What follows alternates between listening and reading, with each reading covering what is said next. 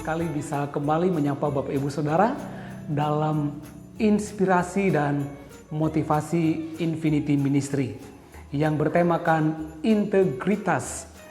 Kita akan belajar bersama-sama melalui satu kisah dalam Matius pasal 25 ayat yang ke-14 sampai ayat yang ke-18. Kisah ini menceritakan tentang seorang tuan yang akan bepergian. Namun sebelum dia pergi, dia memanggil 3 orang hambanya. Dan hamba yang pertama, dia dipercayakan 5 talenta.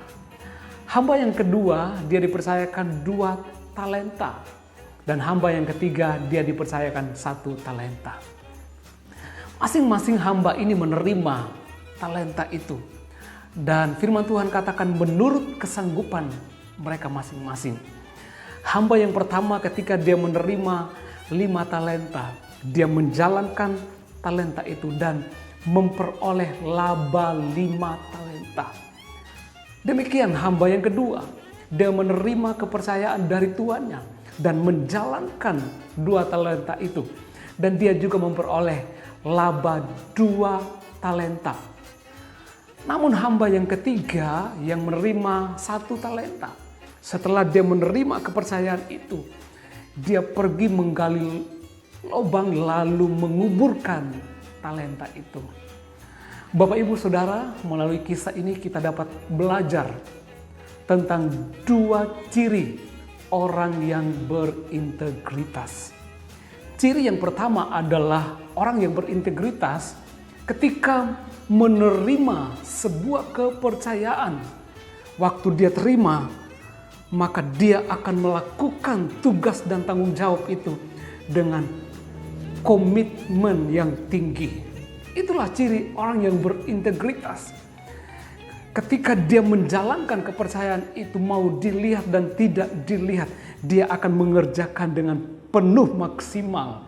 Dia akan mengerjakan dengan segenap kekuatan, dengan segenap tenaganya untuk menghasilkan yang terbaik. Itu ciri yang pertama.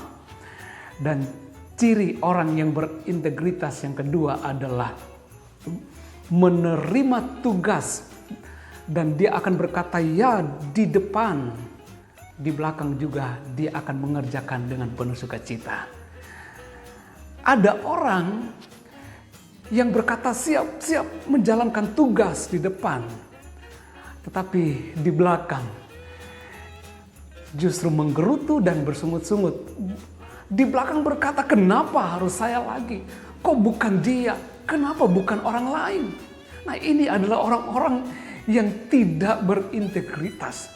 Tapi orang yang berintegritas adalah ketika menerima tugas dan tanggung jawab. Ketika dia dipercayakan, dia akan berkata siap di depan. Di belakang juga dia akan melakukannya dengan penuh sukacita.